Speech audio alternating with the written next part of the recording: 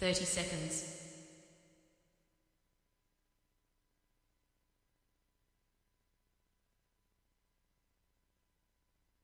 20 seconds.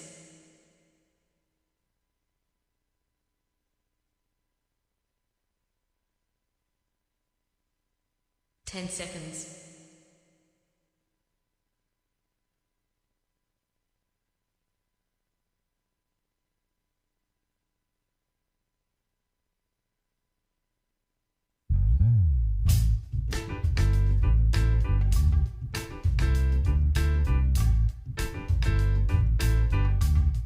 'Hi, My name's J.C. McCauley. I'm Nyesha McCauley, and you're watching AccessTV.org.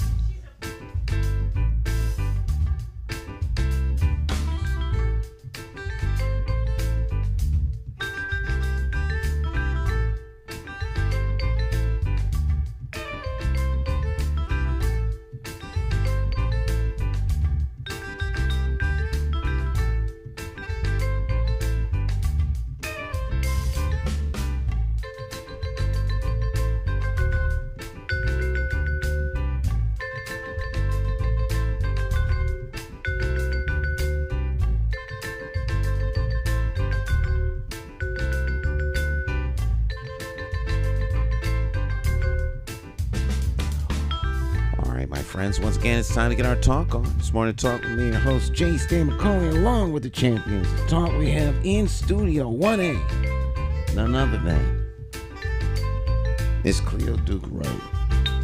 Good morning, Miss Cleo. Good morning. How you doing? Oh, I'm doing good. How are you? I'm doing good. I have no complaints. I can say the same thing this week. I don't have any complaints. Every week seems to be a rough week because I'm a caretaker. And God bless anybody who's out there who's a caretaker. Amen. Hang in there. Amen. But it was a good week. It was a good week. You know. I think my husband got some medication that he can move a little better. So he's walking a little better, and he's standing up and down, and you know, in some respects that's very good. You know, I'm so glad. You know, he sleeps a little better, so I'm so glad.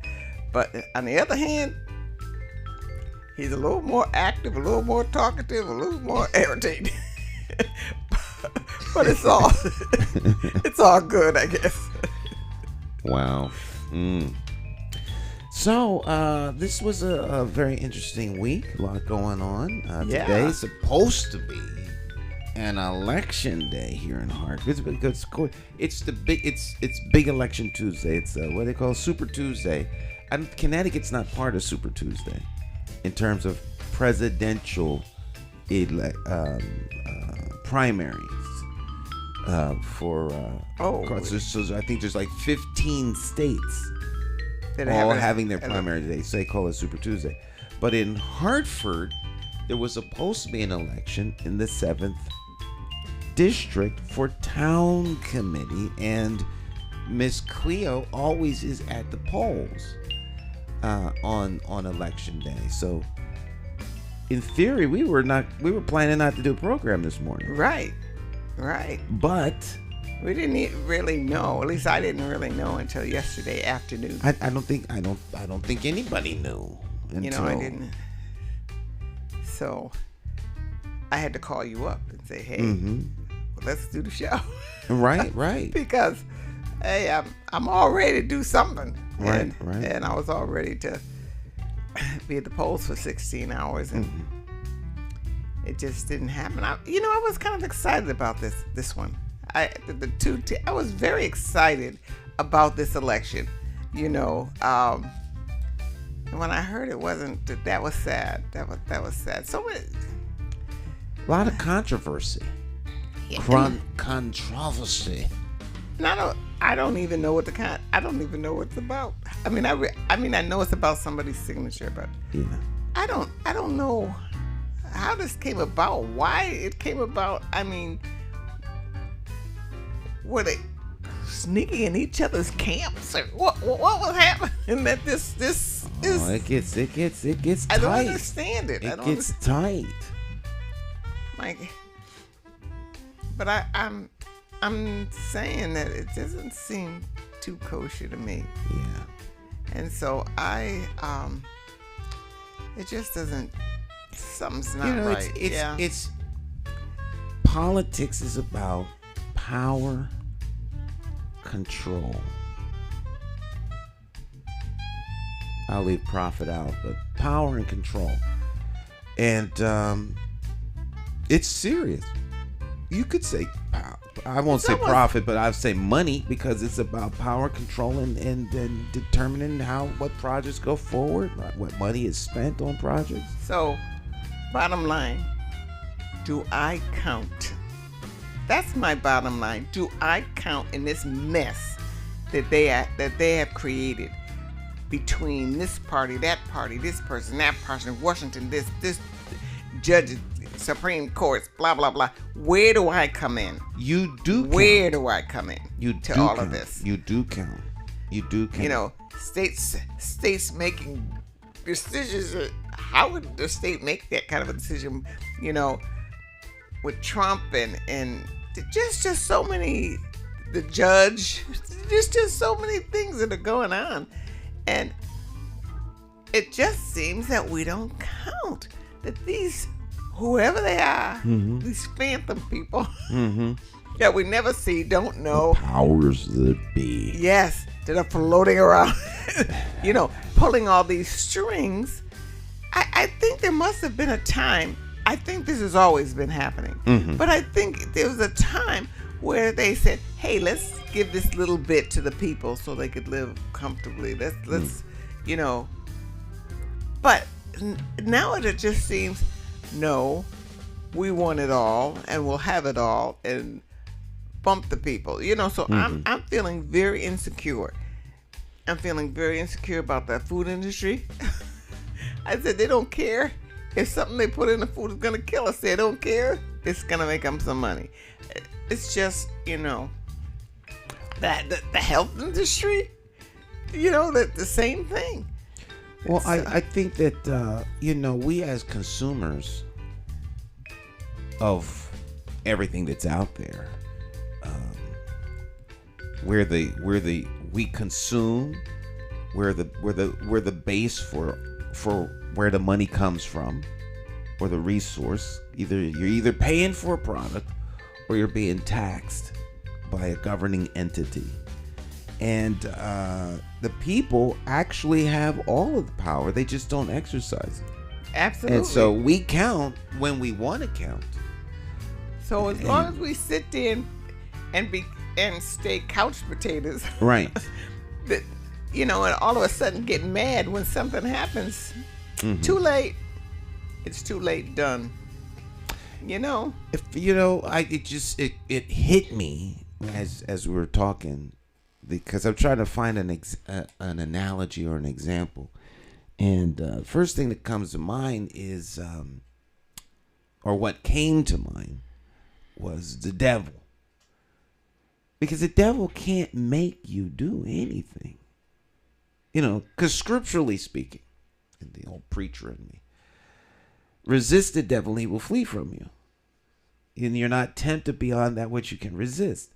So he can't, you know, he can't make you do stuff, but he can tempt you. And then once you give in, he got you. It's like the con. You know, it's like the con artist. If he's trying his best to get you to trust him so that you will give up and give in.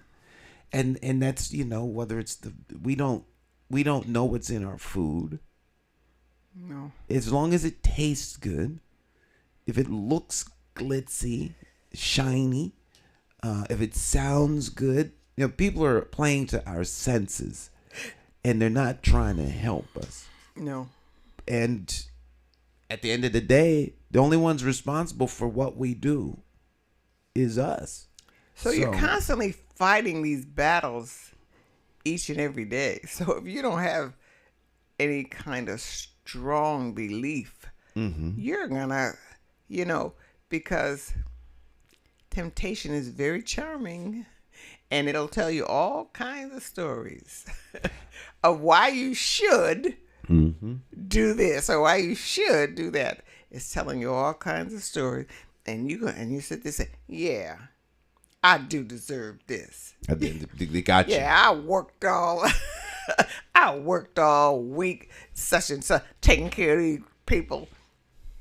I mean, so many people tell me, "Hey, Cleo, you don't have to do that." I say to myself, let me get out of here, because I really want to do what they're saying to do, but it's not the right thing. It may be the right thing for somebody else, but it's not the right thing for me. So either I have to get out of there, or I'll be just so tempted to do stuff. You know what I mean? And well, all of us, every Scripture says every person, says man, but it means person. Every person is tempted when they're drawn away by their own desires,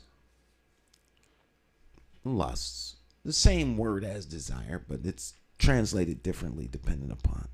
So everyone's drawn away, tempted by their own desire. So one person's temptation is not another person's. So, right. What is it that ultimately we want? Because we all want something. And we all want stuff that we need. We all want stuff that we don't need. And then we all want stuff that we shouldn't have. But we want it anyway. And, people want power. They want control. Yeah. They want fame. They want fortune. They want notoriety. They want a whole lot of things. And some people will go to they will stop at nothing. And they will do whatever it takes to satisfy whatever it is that they want. And, sometimes it's just something seemingly silly to the observer. But to the person who's trying to get it, it ain't silly at all. Right. It's very real for them. So, very important. When it comes to this political stuff, the people have the power. It's just that they don't exercise it. They always have the power. Even if it's not a democracy, the people still have the power. It's like being hijacked on a plane. You got one guy on a plane, there's 300 passengers, and they let this one clown take over the plane. And yeah, we all need to attack him, but which one of us is going to be the one to get shot? Right, everyone. Because they can't kill all of us. They can't kill all of us, but they're not going to kill me because I'm not going to help. I'm going to go and I'm going to tell everybody what y'all did. Yes, you gotta take the chance to go down.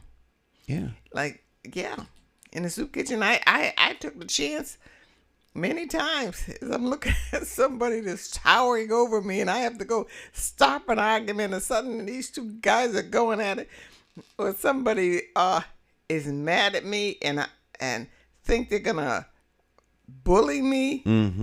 And I keep coming at them. I keep walking right toward them. And all the time I'm saying, as I told you many times before, is this the day, Cleo? You're going to hit the crowd. Is this the day? But you keep on walking. You keep on walking. And fortunately, I never hit the ground. But you got to make that stand. You have to make the stand. Because if you don't make the stand, then you lose whatever power or respect that you have as a leader. You lose that. And say, we can get her. Of course, they know how to get me. They say, go in there and be sad and act like, she's your mother. And if you really do, Cleo give you, someone told me that one time. Cleo give you what you want. Just going in. Oh, yeah. Well, I think, if there are a set of rules or standards or best practices, policies, procedures. There has to be something that they're following. That you're following, Right. and that's what keeps you from getting into the emotional realm. And you have to do it for everybody. And you have to be fair across the board. Across the board. Or if you just fear some of them, or they perceive that you're just looking out for this side and not looking out for this side, or you're not looking out, you're still going to lose it. You're still going to lose if you're not fair across the board. And when they tell you, you're always going over there and looking at him, and you're not always having, and you just like those people, and you don't like us. You say, even if it's not true, you have to spread it out a little bit. Maybe you spread it out a little bit, do a little more the next day, and notice people the next day, do whatever it takes for people to feel comfortable and know that you care. Well, I think knowing they care now, as you're talking about the soup kitchen, I mean, and interfacing with people individually, it is important that people feel valued and know that they care. But in terms of applying the rules, them feeling a certain way is, to me, secondary. Because then you wind up appeasing everybody. And so for referees, judges, and, people who are keeping the rules, because we were talking about, back to the election thing, it would seem unfair to cancel the election for the sake of parties that have an issue. When the people are the ones suffering because the contestants are at issue. And the people are the ones that are supposed to choose anyway. The people are the ones that are voting. They're the ones that are going to choose. And they took that away. Well, if it's I don't understand how you cancel. Canceled in she said postponed canceled. Is different than canceled. Well, she didn't say postponed. Rescheduled. Didn't say that. Right. So right now, the 7th District Town Committee race has been canceled. She said canceled. So they could just cancel our election. Well, now let's cancel our election. I wish I had an expert I could bring in here, because one person sitting on the bench saying you're not going to have an election. No, I don't. It's canceled. I don't know that that's what happened. Well, did the judge cancel the election? That's what I was told. He canceled the election. I called City Hall, and they did not use the word postponed. They said canceled. So this had to be yesterday. Yesterday, yes. Because on Friday, according to the ruling, the judge's instruction was to the town clerk and the registrar of voters to remove the quote unquote green slate from the ballot.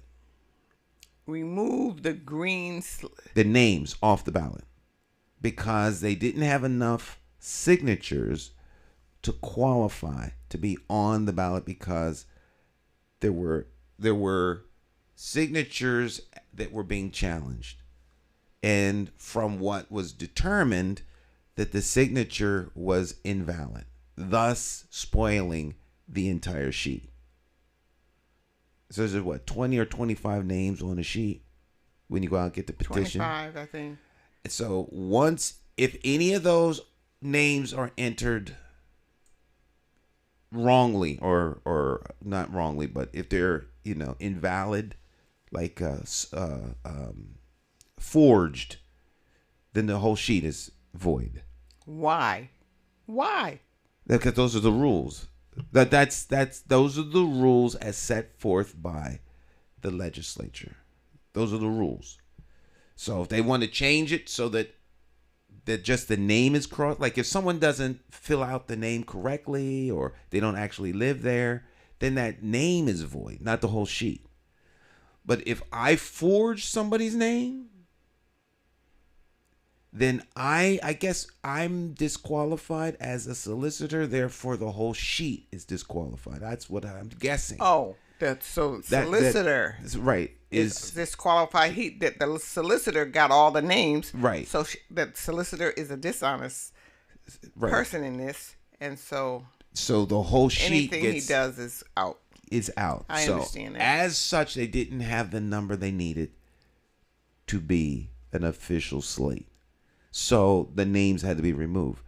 Now that judgment or that edict or whatever the judge puts forth is being challenged, and so now the people who are sitting there now are going to stay there, and then we don't have an election. No. This election's canceled. Doesn't mean you won't get a chance to vote ever on the issue. It just won't happen today. Yeah, after the term is over. Well, after the term eventually, so they get an extra couple of weeks. Extra couple of weeks? What do you mean? The current town committee will stay seated until the election comes. If the appeal is, if the party making the appeal is victorious, they'll be allowed to participate in the vote, and then they'll schedule an election and go forward, just like they did in Bridgeport. How often does this happen? It happened in Bridgeport, and Ganem won. And bam, yeah, but 3 times he won. So there's no harm, no foul, other than the nonsense of the ballots and all that. But he still won. Now, had he lost, then they would have been out of power, and the new mayor would have come in and would go from there. So the worst that could happen would be, I think it's that the appeal, the worst or best, depending upon which side of the fence you're on, is that this gets appealed, it's overturned, the judge's decision is overturned, they're allowed to enter in to be on the ballot, and then they'll set an election, and then they win, and the current 7th district slate is out and the new one is in, and life goes on. That's it. They get to now weigh in on who gets selected for particular offices, because that's the town committee endorses candidates. That's their only function, is to endorse candidates. And the town committee is usually made up of people who are, in theory, made up of active community members who are concerned about their community but represent the party. Because this is an internal party fight. Really. If you're not a Democrat, you can't vote for the Democratic Town Committee. Right. So the general public, they're all Democrats. They're all Democrats. All of these people are Democrats, right? So the Democratic voter is being kicked, bitch. Is being kicked around. Kicked around, yeah. Kicked around, but that's being abused. But that's up to the members it's up to the general membership to say enough is enough. You have the government you deserve. How many people have I talked to lately who have said, I'm thinking about going independent? How many? Because they're so tired of this party nonsense. Right. So tired. But, you kind of stick to it and say, well, maybe it'll get better and I won't have to go independent. Well, it doesn't get better. It gets worse. Things don't get better when you just sit by and hope. Hope doesn't make things better. Actions make things better. And what happens, and this is to me where it gets sad, the party benefits from lack of participation. People in power benefit from individuals who don't speak up and push back. If the membership doesn't push back, then leadership will rule the day. And it's when you get membership that gets weak, disconnected, well, they need to get their act together. Well, no, you're part of the act. If you don't do something to make it better, it's not going to get better. And a lot of times it's just one voice that stands up to the madness. It is so difficult to convince people of that they do make a difference, when in their everyday lives they don't fit. they're losing the game. And you understand what I'm saying? Yeah. They're losing. They're losing all around. And now you're telling me if I stand up, I could make a difference. How do you convince someone that they count? I used to say, you were born someone. You weren't born nobody. You were born someone. You have rights. I used to say in the soup kitchen when politicians would come and the police would come and all of these people, I said, do you realize that they work for you? Do you realize that they work for you? Instead of, it used to make me so mad, this idolizing stuff, to idolize someone so much that you can't even see what he's doing. All you're looking at is this grin, this smile, and his compliments to you. And he came, I told you once, I had a friend who voted for the previous mayor just because he came to his house. How do you, he just came to his house and said, I'm voting for him because he must be all right. He came to my house. Oh, please. So people with no power, you're telling them they have power, and yet they look around them and they don't see that they have any power. The power is not dependent. I guess they have to believe they can make a difference for them to try to make the difference. But they do have the power. They just don't exercise it. They give their power away. They give their power away. Sometimes give the power away to get something else. And sometimes other people give the power away and you don't have anything to say about it. Because, I don't know. They give the power away. If you give the power away, then when nobody's talking to you and they avoid you and go the other way, they already know that they can't convince you of their foolishness. So they leave you alone. Like you said, the devil. But you have to do something. You just can't. Well, you know what? After running for public office for 16 years, I was having this conversation with a friend of mine. He's older than I am. Used to be very active. He's not active anymore. And I think that what we who are quote unquote reformers or want to see change or want to see this, that, and the third, we want people to be involved and to get engaged. That doesn't mean that they want to be involved and get engaged. We say, well, you guys have the power. Things could be better. As far as I'm concerned, they could be better. But as far as they're concerned, it's not bad enough for them to make it to actively participate in doing something to make a change. So when we say it could be better, who's making the determination as to what better is? I want change. I'm willing to do something. But that doesn't mean that the other 90 people in the room want to do anything. And so I say, well, you guys are just letting them get away with stuff. But it's apparently not bothering them enough to do anything. So they're good. Am I refusing to accept that they're satisfied? Because and I think we do that not just locally, but groups do it, nations do it.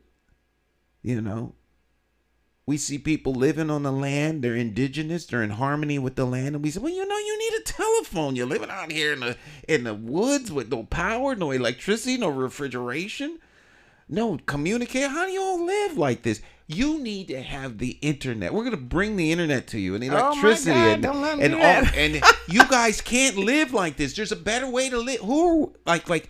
Who gets to determine how other groups of people should live and survive? And we do this from, individual to a friend to nations upon other nations. So I think a lot of it has to do with an exercise of power and control, even if it's the power to help you be a better person. Who am I to say that for you to be a better person, you need to do this? That's different than when someone asks you for help. Well, now. So I just, as you're talking, we're all in our little private worlds. I think we are to a certain degree. And we're all just spinning around in our own private world. And no matter what anybody says, it may not convince us as anything. It's like talking to a lot of young people. My words are just blowing in the wind. They don't even know what they don't even know what I'm talking about. And the thing is, I don't know what they're talking about. So here we are. I love you. Mm-hmm. Well, I love you too. But I ain't going that way and I'm not going this way. And so we're at a standstill. So how does that get together if we're all like that? If we're all how does that? Is it necessary to get, because they're like waves, like generational waves. Like my dad's generation is different than my generation, and my generation is different than my daughter's generation. People, and you move through life right with this cohort or this group of people that are part of your group, and then the next group comes along, and it seems as though it's built in. What you did is what you would like to see your younger people doing, but they see what you're doing as the way it used to be. The way it used to be. And this is the way it is now. Yes. Like my dad. Of course, he would get very upset if anyone was talking about this. One day, he's as he gets more into the internet, he's going to start looking to see what his son is doing. And he's going to see all these shows will be talking about him. And then I'm going to be in trouble. 64. But, a 90-year-old dad, you still get in trouble from your 90-year-old dad. Oh, I believe that. Even if you're 64. I'm very disappointed in you, Stan. So, but nonetheless, he doesn't like the internet. So I don't have to worry about him finding out what I'm talking about. He's just now using his phone to watch Paramount Plus. He likes that he can watch these movies on the internet, but he doesn't understand what this data stuff is. It says I'm using 3.4 of the data. What does that mean? So I try to explain it to him. So he doesn't like the internet. He doesn't trust the internet. He doesn't trust the internet. He doesn't want his social security number on the internet. He doesn't want to do banking on the internet. He doesn't want to do any of that stuff because they'll get things from him. But he'll give his his routing number to his bank account to a stranger on the phone. And wow, what they can do with that. Right. So you're worried about the internet because you heard, but a stranger on the phone can call you and you believe them. The police come to your door and knock to do a wellness check. You can trust the police. They're actually officials. They're not there to beat you to death. They're there to do a wellness check because your friends called. And you tell them, go away. Now, they're actually officials. They have uniforms. And they leave. Because you have sovereign right. But a stranger on the phone can come and you'll give them anything. A stranger can come to your door and you'll give them anything. So, I mean, the way we process stuff is so bizarre. All right? So we get in these little silos where we are comfortable, and that's what we stick with that. We stick with the same kind of styles. Like, we think we look cool. But the younger generation looks at us and they say, wear the old clothes, ugly sweaters, and a hat. No one wears a hat like, well, they do wear this hat because this is up to date. This is breaking bread. So, but they wear old. So I look like an old guy wearing a popular hat. That just, but it's. I get dressed. I say, how do I look?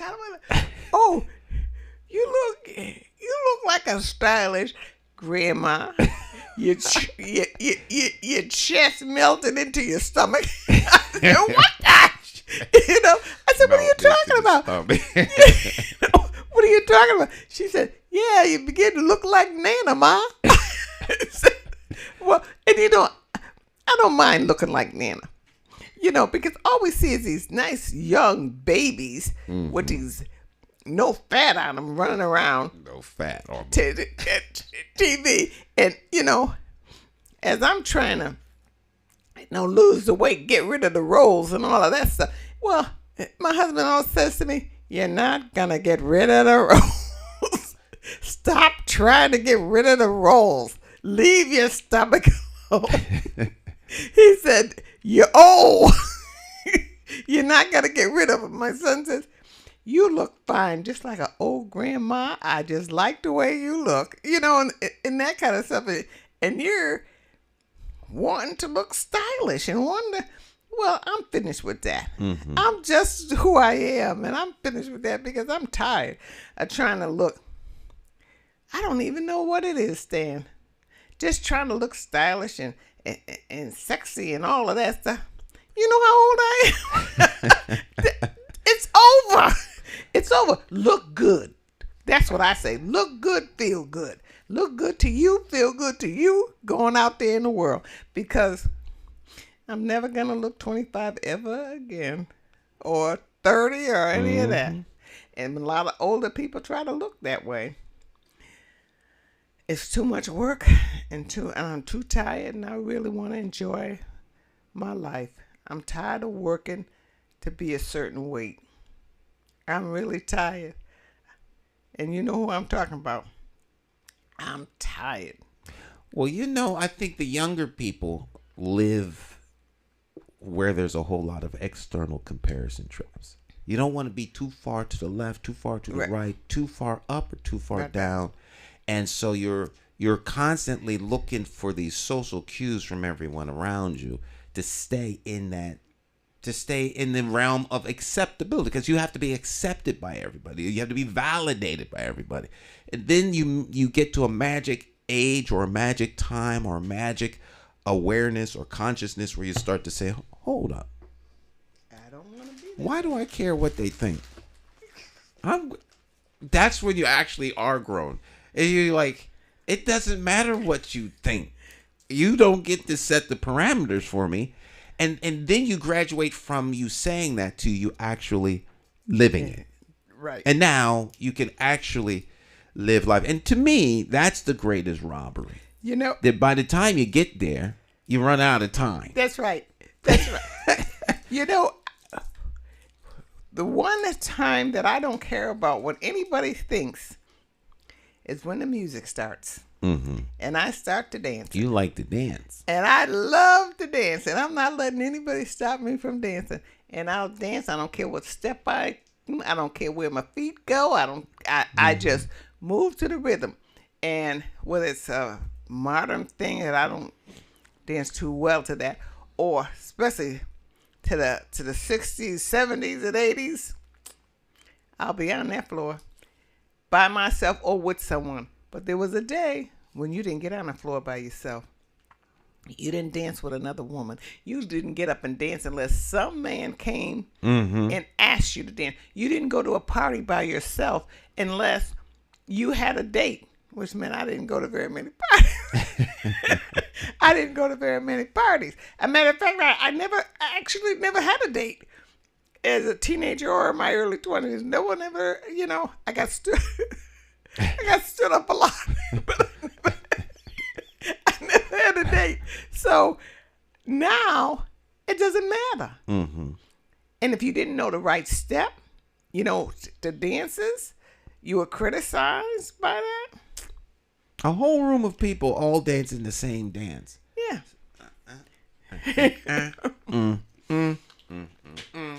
And there's everyone is falling into the social norm trap. If you don't want to do this wrong, now if you can cut a step and make it a little bit better, then of course everyone else tries to do the same thing. Right. But if you dance and don't care, I think to me, dance is the ultimate expression. Feel free to express yourself in a way that you're just expressing yourself, and it doesn't matter what everyone else thinks. Mm-hmm. And we live in a society, human beings, by and large, don't want to be nonconformists. There's always that few, but most people want to conform. They want to be in the pocket of acceptability, so they don't go too far off the range. And if you do, you'd be isolated. You could be killed. You'll generally be killed. They call you all kinds of names. Oh, she's a witch, so burn her. Anyone that doesn't, you don't conform. Even young kids, if you don't conform, you're isolated. Mm-hmm. And rejected from the group. You're excommunicated from the group, and everybody wants to have a sense of belonging. And so we live in, you get to vote, but you got to vote like everyone else. If you don't vote this way, then you'll be excommunicated from the group. If you express yourself a certain way, folk look at you kind of how you look. How you look. My son was telling me about a young man who went to high school with him. They used to call BU. I didn't know what BU meant. He turned out to be a successful individual, married and has children now. Mm-hmm. But he had to move away. I guess, I don't know. He lives in Hawaii. I said, well, what is BU? Black and ugly. They called him that all the way through high school.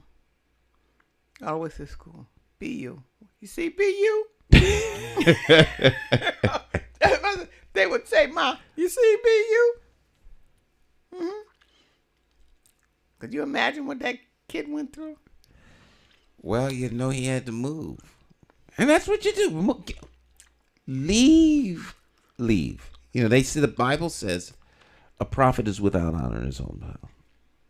Generally speaking, the prophet is not liked because the prophet's telling people stuff they don't want to hear. And so, you're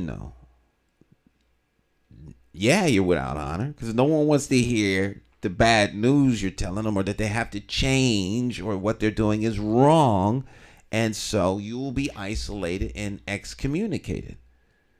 And if you won't go away, they will kill you. Or do horrible, mean things to you, call you names, make you feel socially isolated, to ultimately push you out. And it's interesting to see groups of people force lifestyle or a set of social norms that are in the minority onto the majority. Well, isn't that happening now? But it is inevitable. You're starting to see the pushback now.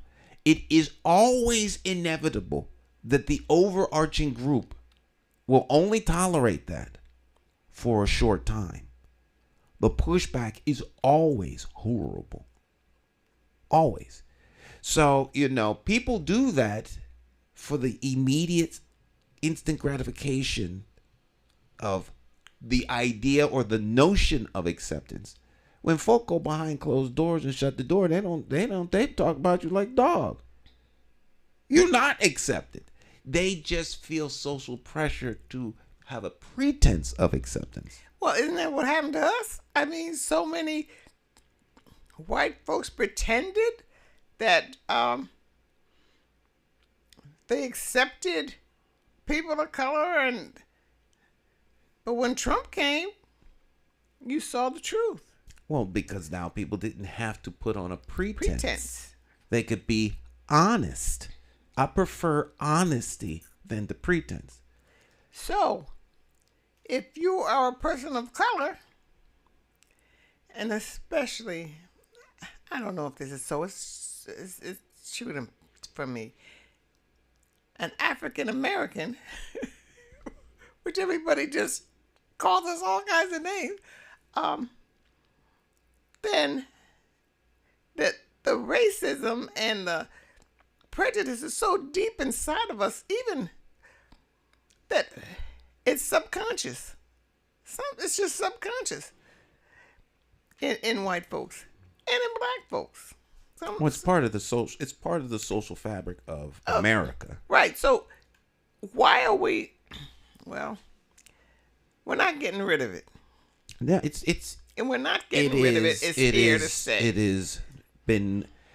It's a normalized part of our society. People can live in denial of that if they want, but it just is what it is. There are certain social norms that you are indoctrinated with and become part of the fabric of the society that you live in. If you grow up in a country where there's no outward expression of divine appreciation, then you grow up to be an atheist. That doesn't mean you won't discover or find anything like that, but you will, by and large, you try to melt in and blend into the people who are around you. You know? Yeah. I felt some sort of relief when I realized that I could do nothing about racist people.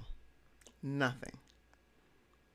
I couldn't prevent them from passing that on to their children. I couldn't prevent anything. That's just what it is. Now, how am I going to live my life? Right. How am I going to live my life knowing that I was kind of relieved, because you always think you can do something about it, but you can't. You can't do anything about it. It is what it is. It is what it is, yes. People are people. And so how much of who we are is spent trying to make other people accept our will, you know, where I want you to like me because of what? And I'm cool if you don't like me. I'm really cool with that. I mean, it doesn't bother me that people don't like me, you know. And you'd be in a mess if you did care. Oh my, you have no idea. So it doesn't. You can't spend your lifetime trying to get other people to like you or to like someone else. I mean, why are you so absorbed with trying to get other people to behave in a particular way that suits you? I mean, like, who am I to determine how you should? But you don't think it's to suit you. You think it's, when I was at the soup kitchen, I didn't think it suited me. I thought it was so you would be more acceptable in society if you acted this way, if you acted that way, if you got a job, if you did this, if you did that. And sometimes that worked because that's where they came from. But if they didn't come from that, if they know what I was talking about, it usually didn't work, you know. And I was really uptight about trying to help people, direct them to a life where they'd be suitable, or they accepted in society. But I saw people going both ways. I saw people coming from society with jobs and stuff and going and going into the homeless population and vice versa. there's nothing actually you could do except support a person where they are. Mm-hmm. Like them just where they are. There's nothing else you could do. What else can you do? Like if you accept people for who they are, and that's just who they are, and for I can only speak for me. If you have something you want to do, and it's not illegal, and I'm like violently opposed and sickened by what it is you do, I help you. I mean, if it's within my power to help you, and it's going to make you feel better and get on with your life, then how can I help? I don't have to, I don't have to live with you. So I don't, what you wind up doing, and how killing babies and stuff, you want to do X, Y, and Z. It may not be what I do, but if I can help you, I'm good. How can I help you? To me, it's better for me to help you than to try and get you to change to something that I think you should be, when now you're not going to be yourself. And at worst, you start to pretend to be what I want. Then you're not going to, first of all, you're not going to make it. And you're going to back up, and then you're going to feel bad about yourself because you didn't make it. And then, you're shamed. I'm shamed that they didn't make it. And they were back in my office. Hey, I had to let that go. I told my boss I had to let that go, because that's not fair. When someone comes and tells you, I cannot work a 9 to 5, that's not me. I can't do it. Maybe they don't know what they can do, but they knew they couldn't. They know they can't do that. I can't do that. Right. So you just help them from where. I didn't understand that. I didn't understand. What do you mean you can't work for a 9 to 5? What do you mean you can't live in an apartment? They couldn't. I can't do that, Cleo. Well, what can you do? Eventually, I help the person and not the greater whatever I was doing, trying to say, I know how to live. You live like everybody else lives, and if you do get a job, pay your taxes. I told you about the story. The guy was going for his license, and then for his peddler's license. Remember that story? And I said, oh, that's wonderful. I said, then you'll do this and you do that, and and you'll pay taxes. And he said, pay taxes? I'll have to pay taxes? Boy, that man went running the other way. I don't think he didn't get it. We had to give all the money back that people gave him, because I don't pay taxes. I don't give them my money. I can't. Yeah, that was a totally new kind of thing for him, and he just went totally the other way. We had to give back all the money. We had made T-shirts. People had getting donations so he could get his peddler's license and all of this stuff, and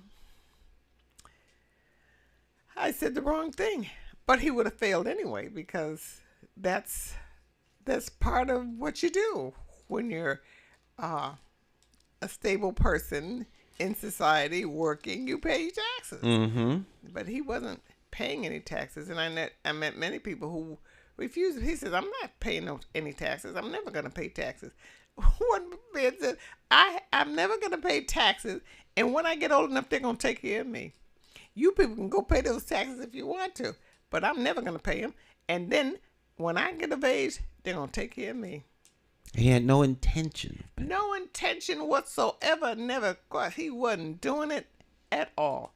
Like the very, very rich who don't pay taxes, that's kind of what their mindset. I'm not paying any taxes. Well, he didn't pay taxes. He's not paying taxes today. And he's living just fine. Well, there's always going to be a certain group within the whole that is nonconformist. That's just who they are. I'm not conforming, period. And you could kill me, but I'm not going to conform. And then you're going to have the, I call it the 10-80-10. And so there's that 10 here. But most people are in the middle. And then there's the 10 down on the bottom. Yeah. And these people in the middle, they will do whatever they're told because they're compliant. And they want to be accepted and want to feel validated and embraced. And sometimes in that 80%, not sometimes, always in that 80%, there's people all over the place. But they don't want to be rejected. Right. Now, if they're lucky and are in that back 10 or forward 10, they don't care what the 80% think. And a lot of these people up here are the ones that are set all the trends. Mm-hmm. You know, they're bold enough to be to be self-actualized. They don't want to sit around being like what you want. Right. They're determining what you're going to become. They're the fashion designers, the trendsetters, the influencers. They're the ones doing stuff, not necessarily so that the 80 can follow, but that's just who they are. Who they are. And the 80 wind up being, conforming to what these people do. Look at that dance, the break dancing. I never thought anybody would really be anything. I never thought that would be anything. And look at it today. Mm-hmm. Across race lines, all over the world. Global impact. And where did that start? In a little poor neighborhood, and they just decided to do something, and they did this. And it went all over the world. Mm. And they got no credit for anything, and they didn't get paid. And probably no credit for anything. Yep. All right. Well, our transition time has arrived. I think Jonathan is here. And change gears and see what's happening locally with Jonathan Small. Cleo Duke-Wright every Tuesday morning, 8:00. Any big plans for the week? No. I heard that there was some. I want to go to. There's some comedy shows in Hartford. I don't know where they are. There was one last night. I was invited to. I couldn't get there, but I don't know where it was in Hartford. They were gonna take me in. Someone told me there's a couple of them around Hartford, and I would love to go to a comedy show. I love comedy shows. There are a couple of them. A good friend of mine is a comedian, and he's a Christian comedian. Yes, he does. I saw a Christian, clean comedy. Yes, a couple of years ago. What's his name? Your friend. I'm having mental lockjaw.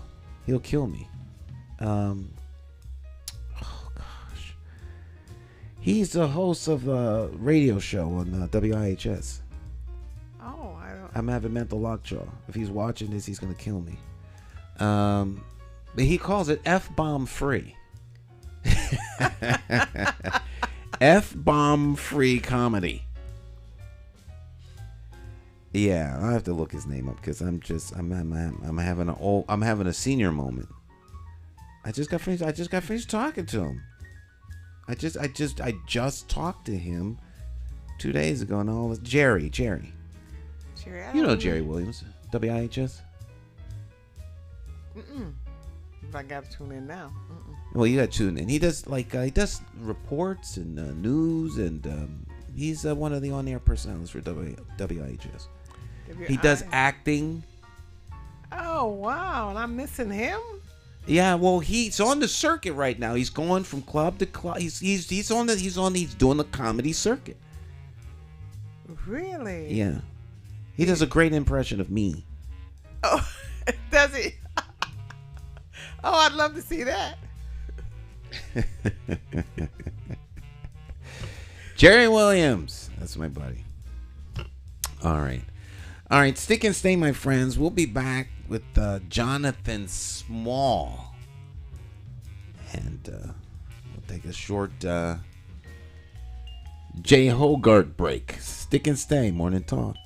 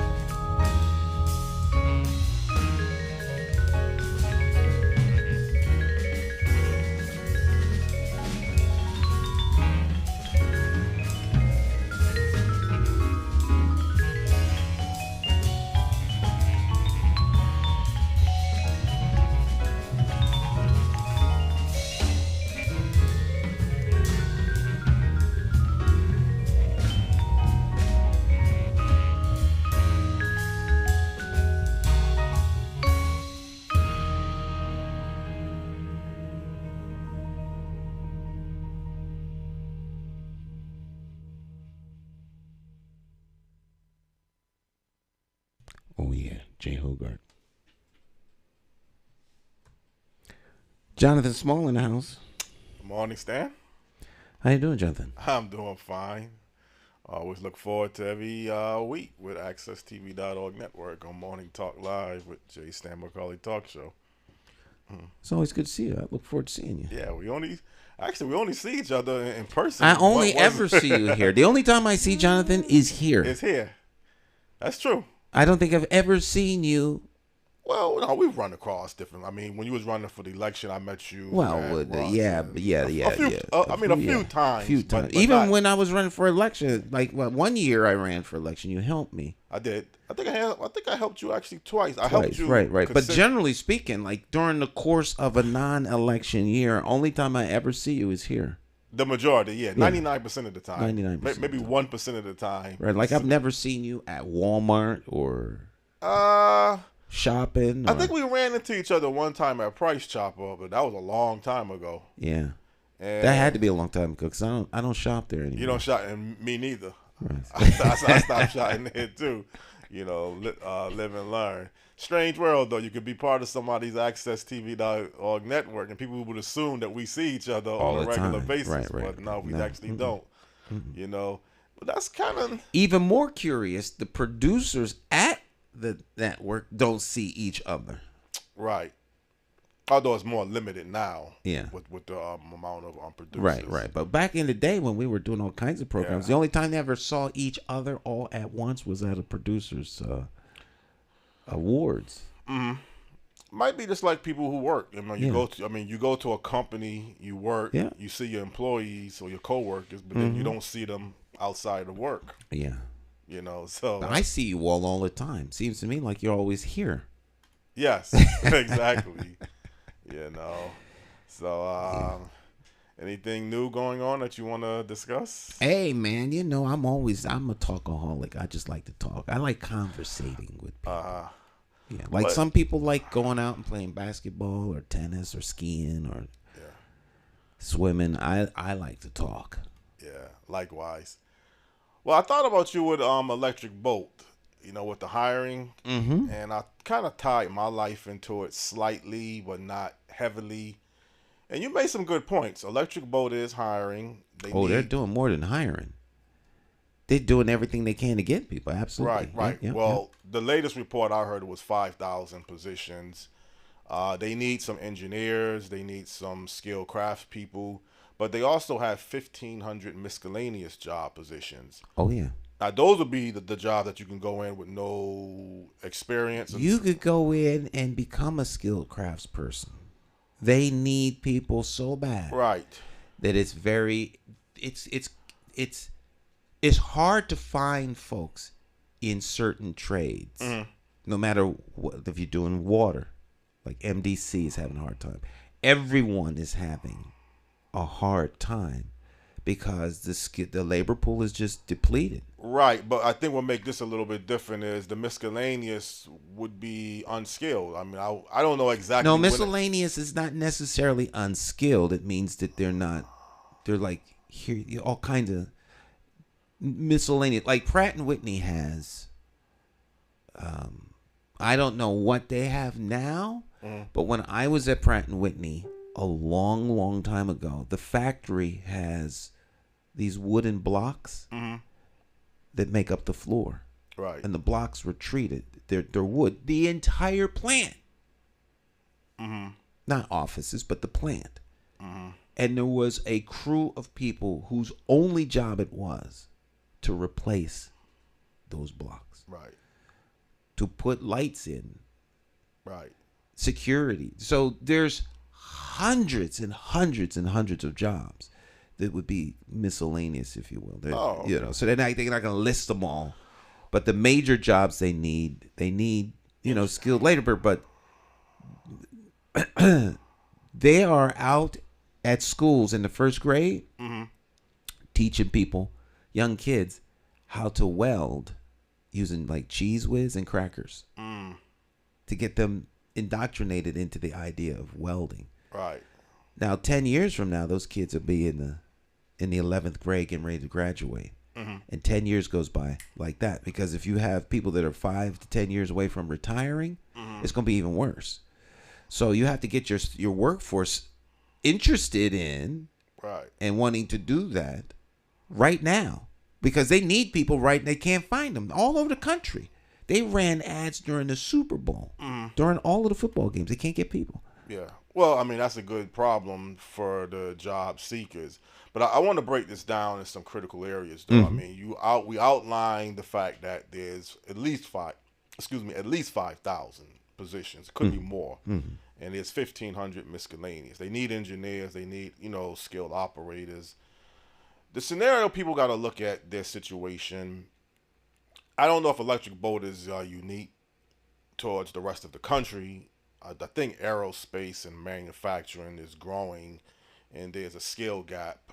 But let's just focus here on Groton, Connecticut. If you don't have a problem working at Electric Boat for whatever reason, then that's a good sign.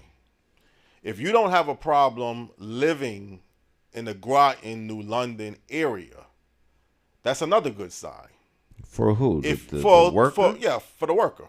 The third thing is, if you don't have a problem commuting, an hour daily, then that's another good sign. So weigh the pros and cons, because they can't find enough people throughout the state, let alone Groton, New London area. They need people. They probably would be looking to attract people throughout the country. So now someone that's, let's say, in another state, Virginia, they may not be doing so well. They may be looking for a career opportunity. They hear about Electric Boat. So now they have to make a decision. Do they want to live and relocate to Connecticut? Do they want to live and relocate, and particularly the Groton, New London area? And I don't even know what the wages consist of, but let's just say they sound like they would be pretty good, wages for these type of jobs. So that's enough. So you're gonna make good money. You're gonna get good benefits. So the old days in America, this is what people used to do. People used to go to different places throughout the country seeking better. Right, they're gonna do that now too. They don't have a choice. You want to work? Well, it depends on what not you, but I mean, if they want a job and that's where the job is, then they could either take themselves to where the job is or be unemployed. But let's just say you got multiple choices. Let's just say you got the luxury of, I can do something in city government. I can do something in the private sector, in another industry. So now I could be debating, do I want a career? And what's Electric Boat? What do they classify that? Aerospace or what? That's not aerospace. Defense industry. The Electric Boat makes submarines. Submarines. Okay. Do I want to spend the rest of my life in this industry? Do I want to spend the rest of my life, let's say, in the auto industry? Do I want to spend the rest of my life in office administration? Hospitality.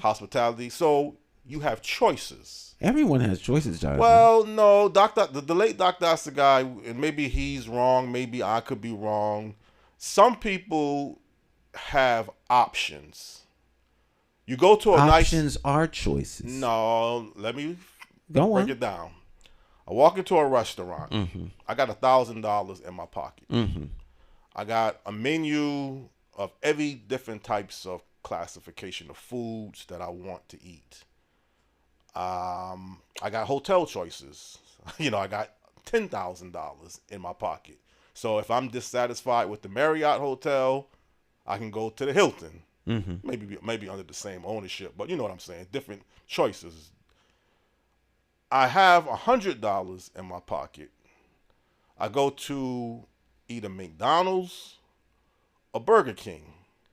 Those are options. Those are not a multiple. I mean, it's a choice. They are, Jonathan. You're getting caught up in semantics. This is, options or choices. You have options, and of those options, you make a choice. Yeah. Okay. Let's just say your options are limited. Your choices may be limited. So, you got Coke or Pepsi. Yeah.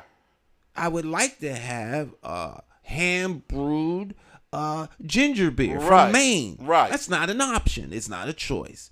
So I can't make that choice. To me, it's not that deep. You don't think it's any difference. So you don't think people having a multitude of choices to choose from is a big major difference than having limited choices of options. The word here that matters most is multitude and limited. Multitude and limited. So that's the difference then, obviously. That's Right, not choices. Multitude and limited. Okay. So you have a lot to choose from, and you have very little to choose from. Well, let's throw away the titles and let's just forget about, although it's necessary that people know the difference, but let's just say the mentality is I feel better going to a scenario where You have lots of choices. lots of choices, right? And That's wouldn't that be a better way to develop your life than be locked into options? Jonathan, you're not locked into choices. You're not locked into anything. The fact that they're limited. That's the difference then. The fact that they're limited. You only have the coal mine, managing the double wide park, Yeah. and moving to Connecticut to electric boat. Those are the only three things I could choose from. The guy in Los Angeles, he could choose from becoming a CEO of a major corporation in Los Angeles, running the library, working in the Los Angeles subway system, working at the Los Angeles airport, working at the Los Angeles Civic Center, working at a food prep place at one of the best restaurants in the town, one of the worst restaurants in town. He could become an engineer. He could work at the data center. He could go work for AT&T. He might be able to work for Xfinity. Yeah, well, you don't live there. Where you live, you only have three choices. And it would be better in a perfect world if you could choose from 100 things, but you can't. Right. So, well, if you call it options or just limited choices, that's the reality is you only have three different avenues to go down. Right. So that's why I was saying a person got to make their mind up. Do I want to live? Do I want to go and work? First of all, do I want to work for Electric Boat Shipyard? That should be the number one question. Right. That's a lot going on in the headspace of that individual. I'm gonna stay out of that person's headspace. So if that's what they have to choose from, then they're gonna have to make a choice. Well, people need to be serious. I mean, when you have a company investing their money, particularly if it's going to be a training, you have to have serious candidates. You can't have people undecided, right? No. If people want a job there, they need to get serious. The company's going to hire the person who's right for the job. Right. The only problem the company has is finding those people. Right. They are not going to get in their headspace about all the machinations that they got to go through and all that. Because as soon as the company sees that this person got trouble with the headspace, they're not going to hire them. It's not that complicated. You have an interview process like any employer would interview the candidate. The employer tells the person, these are the work hours. This is what you have to do. You have to make up your mind. Again, do I want to work for this particular company? Do I want to live, most likely be more suitable to live in that area? Or do I want to commute to, an hour back and forth? Those are the three realities that I think it comes down to. Right. So there's nothing wrong. I'm not trying to paint a picture of saying there's anything wrong with that. But I'm just saying that is the reality that people have to make up their mind toward. Like you say, it comes down to the employee. It's not the company to decide, Yeah. Do you want to work here? Well, I think any company is going to ask you that throughout the interview. Why are you taking the job? I guess in my mind, for the discussion is, I don't mean this in a mean way. I don't care what those people have to go through in order to decide whether or not they want to come here and work. That's on them. Let them figure that out. These are life decisions that everyone has to make every day about a multitude of things, and how that process happens for them is unique to them and important. But me outside, like, I don't really care what the guy in Baton Rouge has to go through and whether or not he has to do this, that, and the third. Yeah, he does, but when he gets it together, then he can come. Yeah, well, my point is it comes down to the individual. I'm not saying you have to care. Okay. Now, you might be concerned a little bit more if it was your company. You had a hard time finding candidates, but you're not in that situation. You don't work for you're not a recruiter. Right now, if I was a recruiter, right, you would be a then recruiter. I would have to figure out a way to get people. And this is what makes what's going on in the Electric Boat so wonderful. Mm-hmm. They can't find people. Right. Which means they're willing to train. Mm-hmm. These moments and opportunities are few and far between. Mm. When companies really need you, they go out of their way and train you. Yeah. They don't have a choice. They have to train. It's like the military. How many people have have you ever shot an M16? No military experience. A bazooka? Background. No. Sniper rifle? No. Tank? No. Operator? No. Submarine operator? F-15 operator? High-tech stealth op. No one knows those things. So the military trains you. Mm-hmm. They'll find the people who have the right aptitude, and then they'll train them. They'll train average people, come off the street, skinny like myself, weak, and then make them into lean, mean fighting machines and put you on the battlefield with a gun. Right. Companies do the same thing. Mm-hmm. If you don't know how to do something and you're willing to learn, the company will train you because they need you. That's the key. They need you. The need factor is why they do that. Because companies are getting out. Most companies are getting out of training people. Other than training you the basic, if you get hired for a company, what you have to do, maybe one day or so. But as far as on-the-job training and putting you through training programs, no, most companies are getting out of that phase. They have an abundance of workers, so they don't need to train them. They can hire the best and the brightest because there's plenty of them out there. Right. But when there's no best and the brightest and there's a demand for the product that you make, you have to find, otherwise you can't supply the need. Someone else will come in and fill that gap. And this is a great time for people who are looking to work in manufacturing or in the defense industry, or I would apply for a job if I was looking for work. Mm-hmm. I would apply for a job at Electric Boat, just because, and let them tell me I can't get the job, but I most certainly would try. If you're looking for a job and you want a better job, because that's what most people fall into that category. Go to Electric Boat and put in an application. All right. Well, we sum that up. I mean, we could talk all day about that. Yeah. That's how I came to Hartford. Yeah. To work at Pratt Whitney. Right. Wasn't born here. I came here as a young person. Well, I want to end this, and then I want to get into college. I have no problem. I mean, I think when you get a certain age, though, you got to be kind of more selective. I mean, I'm not trying to make any excuses towards the workforce, but most companies would probably prefer for long-term investments, and it might be to your best interest, too, to get careers in your 20s, 30s, maybe 40 is the cutoff time. I'm not saying it has to be that way, because you got to look at what it's going to take to build up seniority, what it's going to take, your health-wise as you get older, physical labor. Most people I know dealing with blue-collar jobs, physical labor jobs, they don't really get into these occupations past 40 or 50. In some cases they do, but in most cases they don't. Usually you're looking to kind of go into something a little bit more light, more like light working. You done a guy that's been a plumber, has done plumbing for 30 plus years. He's 50 years old of age. He wants to scale down a little bit. He probably Most people at 50 want to scale down from whatever it was they were doing. Right. Whether they was plumbing or filing papers as a clerk. Right.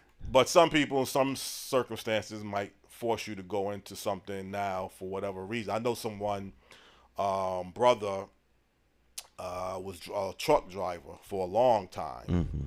And he got up into his 60s. I guess he was doing long distance cross country trucking too. So he got into his 60s and he ended up applying for a job at Newark International Airport as a jet fueler.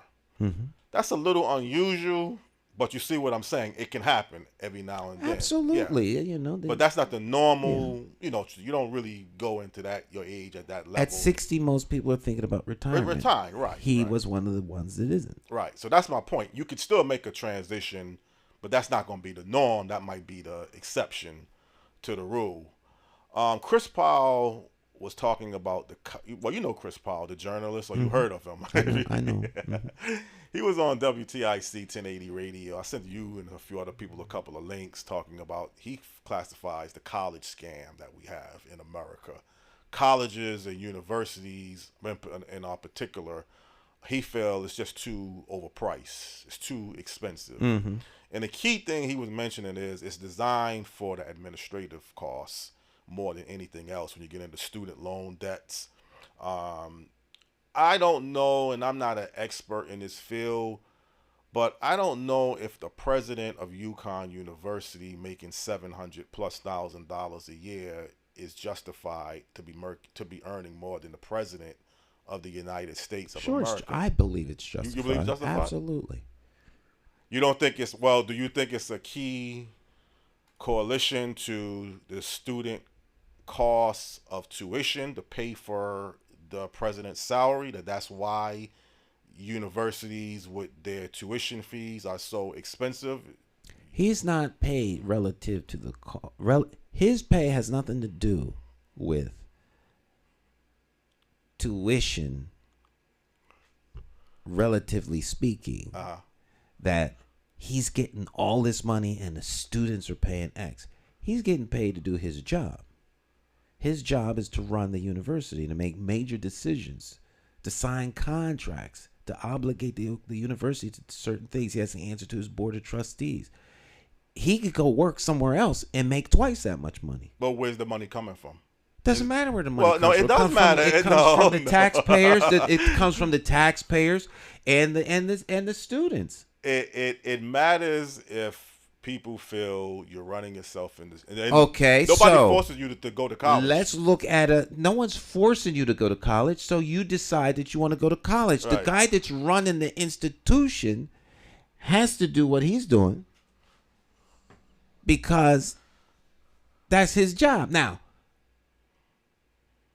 there was a little school over in East Hartford and downstate that taught nursing. Bad management ran it into the ground. And the students are out there now with no degree, no education, no ability to transfer what they did to another school. The state is trying to ante up $5 million for all kinds of coverage, and the students' lives have been impacted, and great harm has been done to them because of this school of nursing.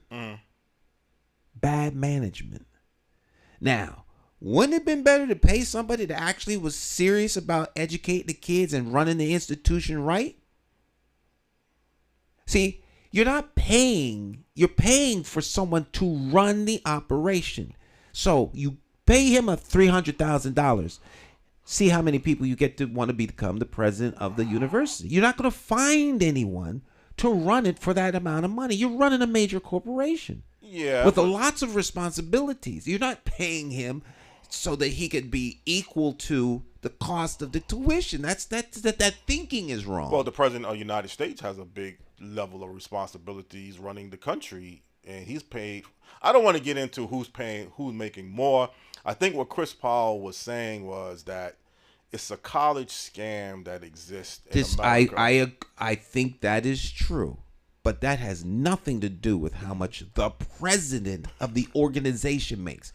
The college scam is that you're going to school to be educated to do something that's more and more becoming unnecessary. And then you're running yourself with these student loans, because that was the key. The student loan thing is a whole separate issue relative to how much the president is making to do his or her job. Should the custodian get paid how much they're getting paid? Well, I don't know how much a custodian. You mean a custodian for university? For the building that the University of Hartford has. I mean, UConn has all kinds of buildings.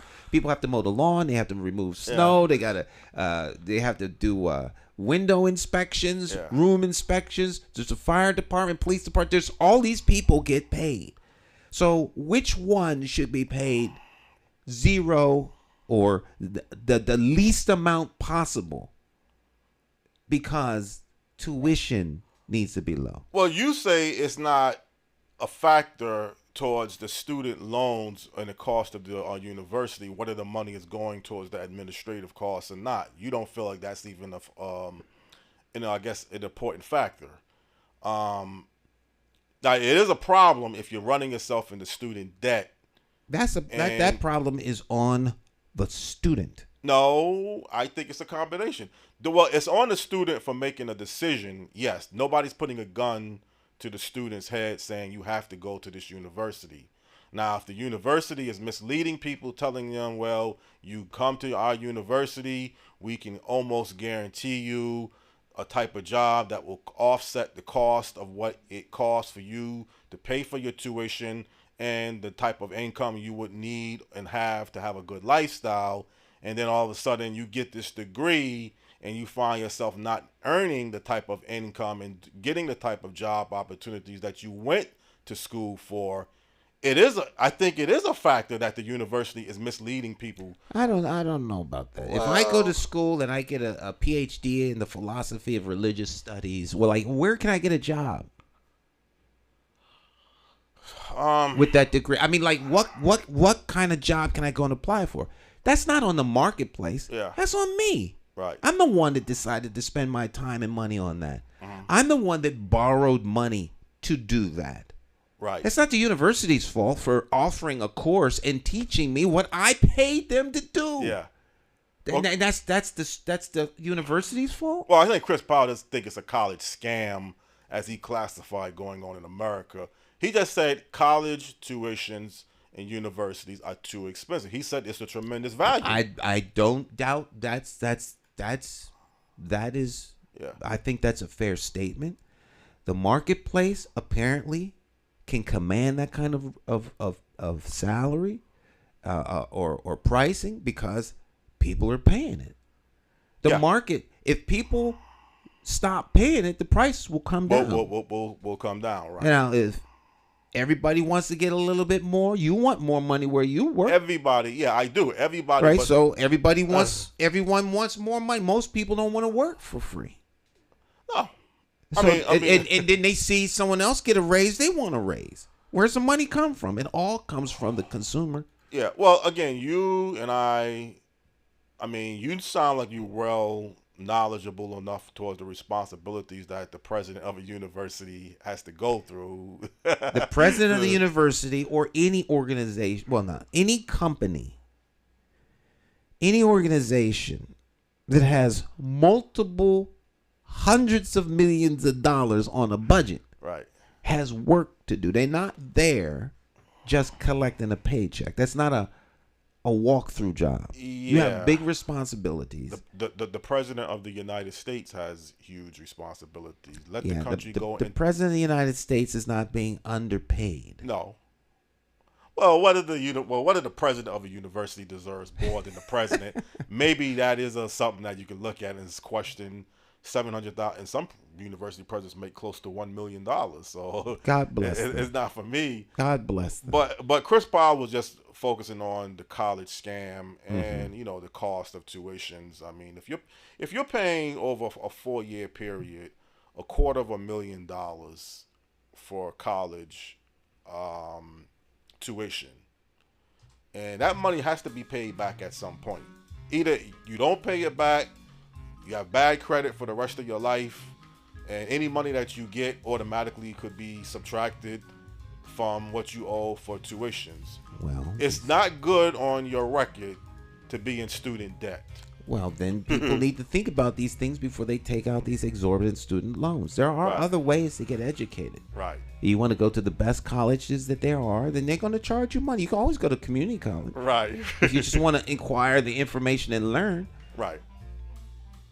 Well, I mean, again, it's not to grudge. You want that piece of paper that says you went here, you have to pay for that. Well, Harvard, yeah, there's no doubt about it. You get a degree from Harvard University, Cambridge, you're going to have really a good piece of paper that gives you a lot of value. Right, it's going to open doors. Open doors. And if you did good grades, you could. Right. You know. But many students are running into this. I heard it for a long time. This student, and I tell you, it's not just at universities. I have a friend who went to auto mechanic. Well, you know, trade school. Mm-hmm. Yeah, trade school. He got a student loan hanging over his head. So, you know, it has to be paid back. I mean, you're not doing yourself justice at some point to not pay back your debt. Yeah. I mean, I think I know. He wasn't necessarily talking about student. He's not talking about the value of how much. He was more focusing, sounds to me like he's more focusing on the bailout of student loans. The bailout of student loans. That's what his real conversation was about. Right. But he also mentioned former UConn men's basketball coach Kevin Ollie. I think he got I don't know if he got a $12 million settlement. Something happened where he doesn't like that. He has questions about it. I mean, yes. I mean, you can say he doesn't think it was Well, justified. I think Kevin Ollie got the shaft. He got the shaft. Right. Does he have a problem with Coach Calhoun money he made? He didn't mention anything I about guess that. not. Yeah. But I think he mentioned that Kevin Ollie got some money after. I don't know if he quit or he got fired. I don't Kevin know. Ollie that's a whole nother subject for another day. Another day, right. So if they settled that, then they probably got Right. half what he should have got. Okay. But he mentioned that too towards Right. the end of the program. The athletic program at UConn or most schools brings in hundreds of millions of dollars, and it's a valuable asset to the organization. So these people are worth their weight in platinum. Right. So, you know, that's a whole nother subject. You don't want to pay the coach, but you don't mind all of the benefits that are derived from the coach's presence. Yeah. People can't have it both ways. Well, that's kind of a mystery because, I mean, UConn won a championship. I don't know if it was in his first year. There are students that want to come to UConn simply because there's a team there and they can go watch them play. Right. Whose parents sign the checks to make sure that their kids can go to an esteemed college. There's a whole lot more to the college sports program than just paying the coach. Right. You know. Well, you know, I think in today's era, there's different ways that you can get trained and educated, and it doesn't have to cost you $250,000. That's a lot of money over a 4-year period of time. Wow. And you want to get a return on your investment at the end of the day. You would like to know that you could get back your $250,000 and then make the kind of money that you were seeking. I think that's what Chris Powell was also. Well, those are things that the people that borrow the money have to look into. That's not my responsibility to make sure that you get back what you bought. I mean, I think people be worried about other folk end results a little bit too much. Well, college scam. I mean, until you fall, probably because you don't fall into that category. If you have $250,000 hanging over your head, it's gonna make you feel a little uncomfortable. You don't want to be in debt for that kind of money, but I guess we don't have enough time. Yeah, we gotta get ready for the real show. The real show, yeah. We'll see y'all next week. Okay. Bye now. Bye.